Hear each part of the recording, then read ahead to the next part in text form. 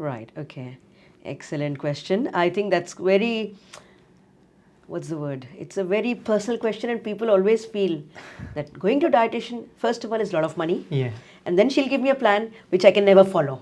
That is the biggest misconception Sure. people have, because they feel that, oh, every diet food is going to be more expensive. So if you take an example of, okay, I'll say, okay, stop eating a burger for lunch, have a box of salad. And you'll be like, I don't have the time to eat salad because it takes me longer. Whereas I can just munch a burger in 5-7 minutes. A salad will take me 20 minutes. At the same time, preparing the salad will take you time. And that's where the whole myth lies. And we are all into batch cooking nowadays. So I don't think so there's an issue if you batch cook your salads as well. Make a few dressings, make few things which you like.